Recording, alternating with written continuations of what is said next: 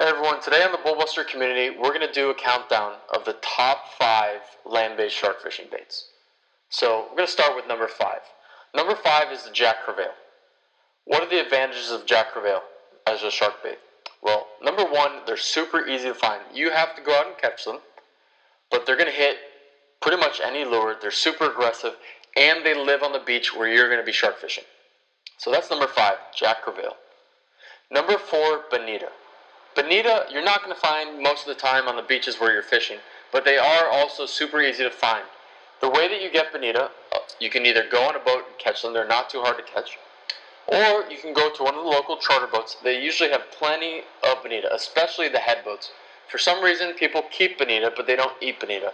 So yeah, you're going to find plenty of Bonitas if you go down to the docks and you ask them, hey, do you guys have any fish that I can use for shark bait? A lot of times you're going to be using Bonita.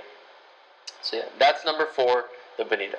The one disadvantage to using Bonita is that once anything has broken through the skin of the Bonita, when it's sitting out in the sand, it's a lot softer than most of the other shark baits that we're going to be talking about here. So it doesn't last as long, because once something breaks through, like let's say a crab, little fish go in there, they eat it up, and a Bonita is not a bait that's going to last a ton of time out on the beach, but plenty of big sharks have been caught with Bonita.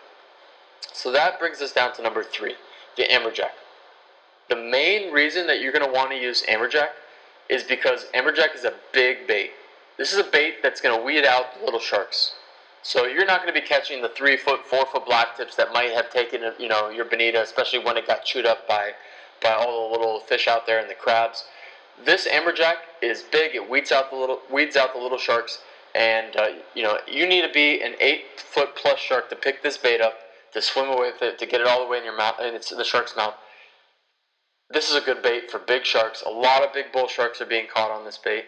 A lot of big tiger sharks, makos, and makos especially love them. Think this Amberjack's mostly out on the wrecks, and the makos are coming in and they're eating these Amberjacks, schooled up Amberjacks on the wrecks. Makos love this bait. But any big shark really is going to like this bait. It's going to pick it up and it's going to swim away with it.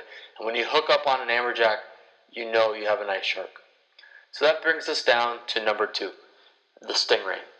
2 different types of stingrays mainly used for shark bait. The first one is the southern ray. Southern rays are pretty easy to find when you go to like a local cleaning station at a marina. People are filleting their fish, throwing away the carcasses. Oftentimes you can snag some southern rays right there that are coming in to eat those carcasses. The other type of ray that's commonly used for shark fishing is the cow-nosed ray. These are also pretty easy to find at the right time of year. You can snag them. They swim in big schools often. So let's say you're on a pier, you see a big school of cow-nosed ray, bring a snag hook, snag those. They're great baits for shark fishing. One of the main reasons that stingray is such a good bait, especially for hammerheads, is hammerheads are literally designed to eat stingrays. Look at their hammer, right? What is their hammer designed for? So they have these sensors on the bottom of the hammer, and they send down signals, oftentimes looking in the sand, and they find big southern rays. And the hammerhead will use their hammer to push the southern ray onto the sand so they can eat it with its mouth underneath the hammer. And back in the day, nowadays people do not kill hammerhead sharks. It's illegal in Florida and frowned upon pretty much everywhere else. So back in the day, and this is part of land-based shark fishing history, when people would kill hammerheads, oftentimes they would find 20, 30, 40 stingray barbs in their mouth. And it goes to show you that when you hook, the number one concern when you hook a shark is not the hook in its mouth, it's getting it back out there safely. But it goes to show you, with these stingray barbs, these guys have tough mouths. I don't think they feel very much there. Otherwise they really wouldn't prefer to eat on stingrays.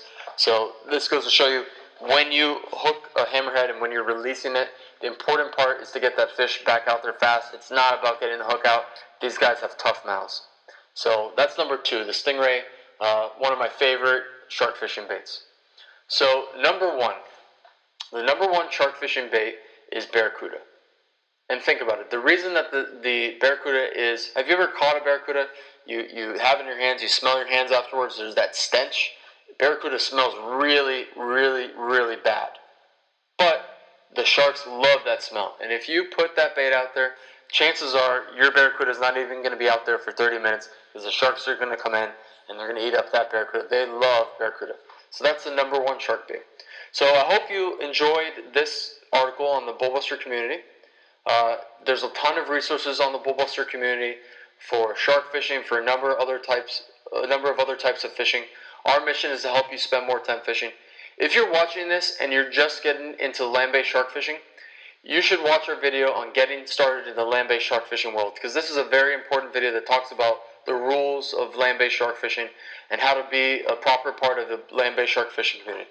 So I hope you have a great day. Spend more time fishing. Later.